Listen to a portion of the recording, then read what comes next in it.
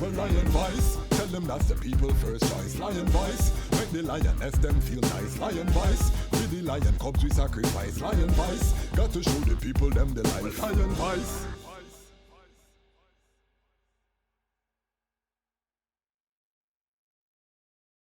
Greetings in that divine name of His Imperial Majesty, Emperor Haile Selassie I. Glory and honor the name of his chosen queen, Empress Waziri Menen, the balance.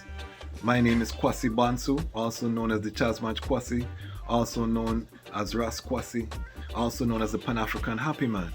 I'm an attorney, I'm an author, I'm an actionist, and I am an artist. And today, when you see me dressed up in a mid-blazer and looking sharp, I'm the host of the Lion Voice.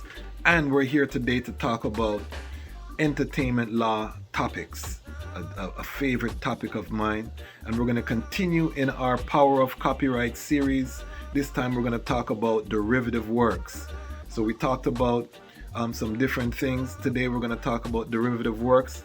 And we're going to look at one of the headlines that's in the news. Many of you may have heard that Jamaican dancehall star Shenseea has been sued for $10 million for copyright infringement for her hit single.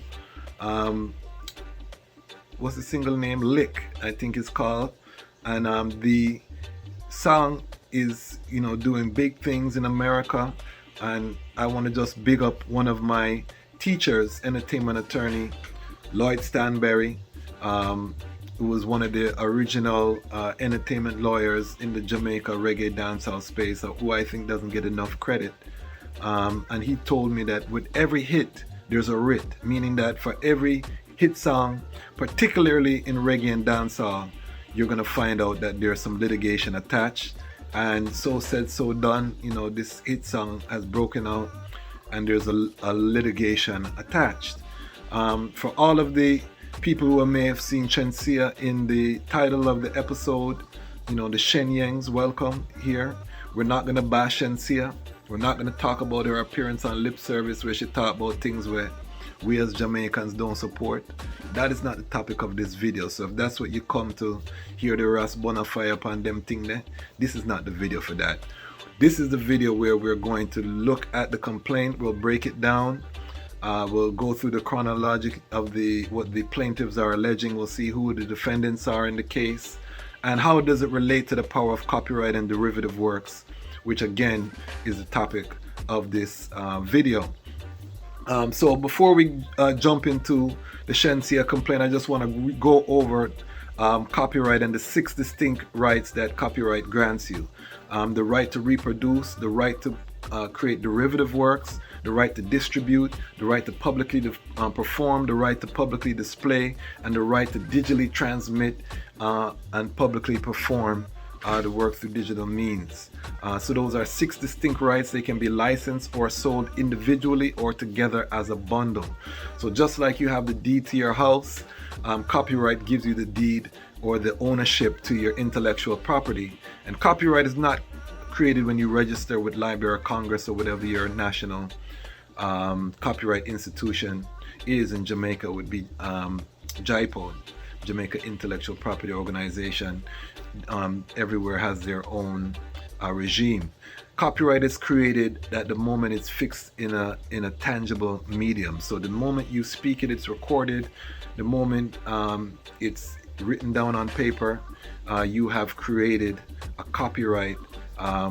And registration, we'll get to where that's significant because it does come into play how registration process works in this complaint. So we're gonna talk about this lawsuit that was brought against one of Jamaica's rising stars. Some people saying she's the next Rihanna. I definitely think this sister is talented, and I want to support the young people who are striving in reggae dancehall. Reggae and dancehall have taken so many of Jamaicans' inner city youths and people from the rural communities and has allowed them to generate wealth, do great things for their family, and we cannot undersell the importance of our youth seeking the creative industry as an escape from their reality. So we want to big up Shenseea for her striving.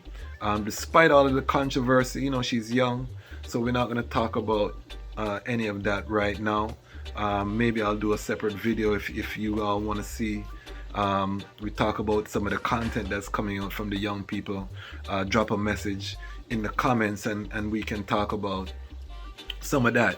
But today we're going to talk about this complaint that was filed against Shenseea, and we're going to use it to illustrate derivative work. And a derivative work, when we're talking about a derivative work, we're talking about a work that uses the original composition in some way and form and changes that composition and creates a new work that is reliant on the original composition in some manner. So sampling, which this case implicates because a sample was used, would be considered a derivative work. So taking a part of the sound recording from the original work, and remember in copyright we have two distinct copyrights. We have the copyright for the composition, which is the underlying lyrics, and then we have the copyright for the sound recording, which is the master, which is that unique fixed transmission of the composition. So each time you voice the composition and it's recorded, that would create a new master recording. So there are two distinct copyrights: composition copyright, sound recording copyright. So sampling is when you take the sound recording copyright, of course it encompasses the composition copyright, and you take it and put it into a new work. And to do that you have to get a license from the original copyright holder, and this complaint is alleging that Shenseea and her team did not do that.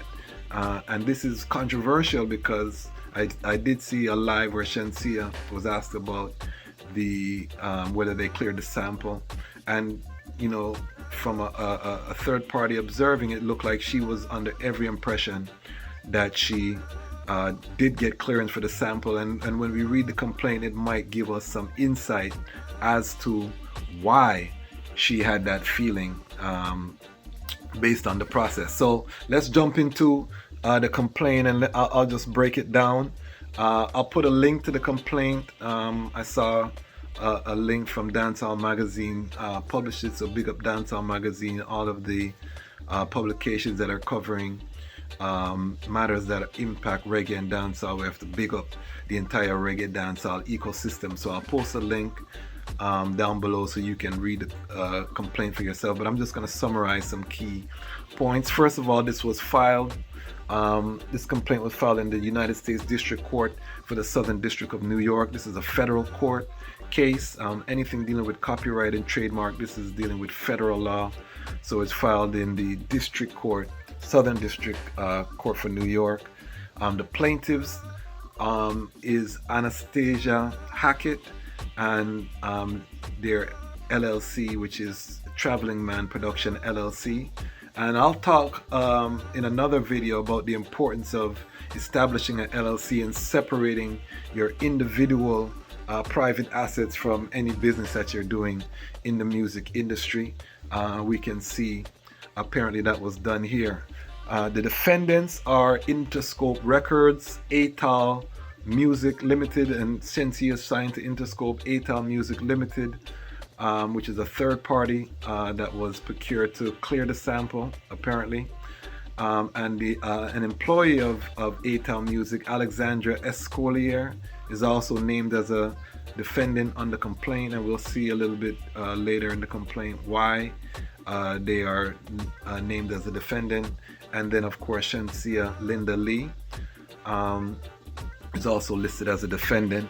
And essentially what this complaint is, Anastasia Hackett, who also is known as Nasty, is a well-known artist, music producer, and they are alleging in this complaint that they wrote, produced, and recorded the song Work with the artist known as Denise Belfon. And my royal queen, I haven't seen it, but my royal queen said there is stuff out there online with Shenseea and Denise Belfon together, and Denise Belfon you know, showing her support for Shenseea and Megan Thee Stallion on the single. So again, this would show why the artist would believe that the sample had been cleared. And this is all allegations at this point. We haven't seen the court rule on this matter, So we're just reading the allegations that has been brought forth in the complaint. And that producer is based in New York, and just based on the complaint, it's a big producer. I'm not familiar with them, but they've worked with Shabba, Maxi Priest, Dennis Brown, Steel Pulse, Boogie Down Production. So it's a big producer. And what they are alleging is that they wrote and produced the song. So they're not even.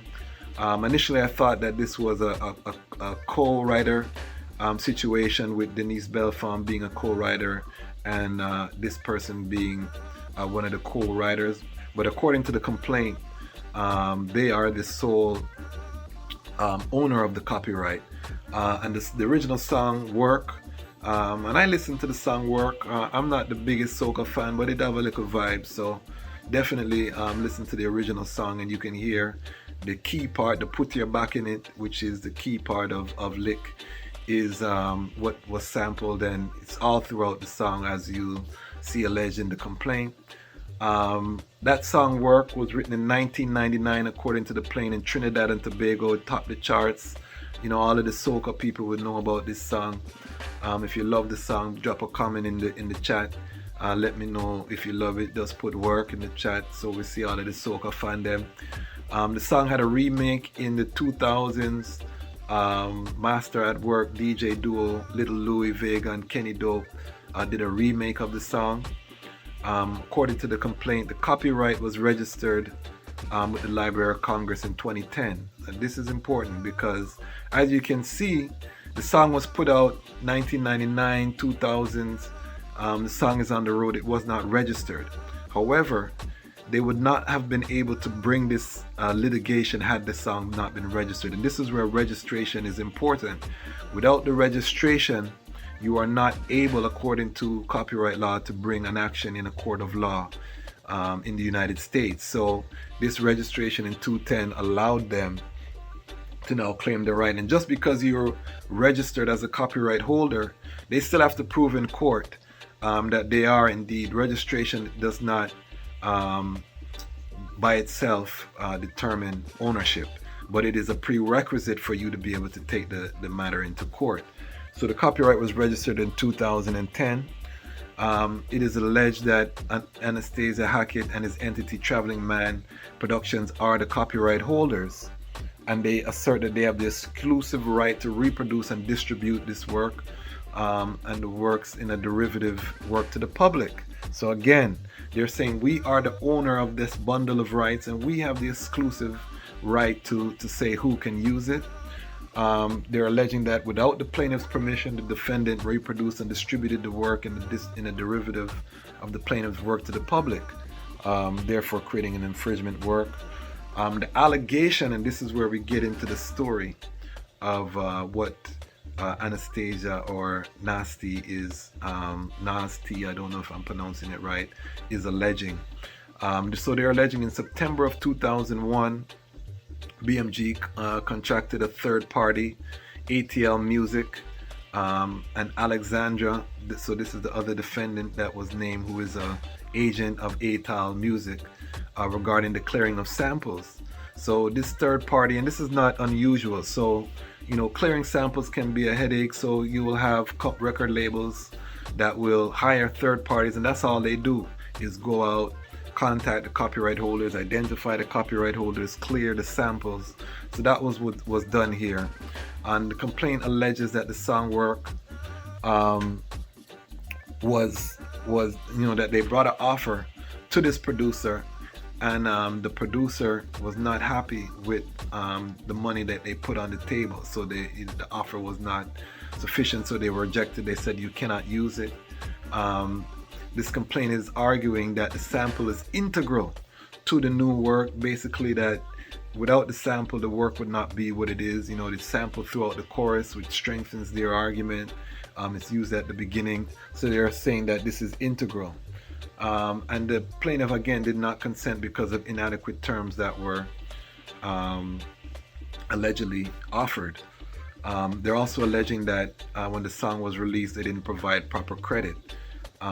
They also allege in January of 2022 they put the label and all of the parties on notice that they were not up, so they probably had noticed that this was going to be released, had their attorney send a notice, don't put it out, and whatever reason the calculation was made to put out the song. They're alleging, and this is why they've named Alexandre Escolier. I don't know if I'm pronouncing that name right, but this is why they have named him as an individual defendant as an agent. They're alleging that he continues to rely on the knowingly false claim that they had the right to publish the work.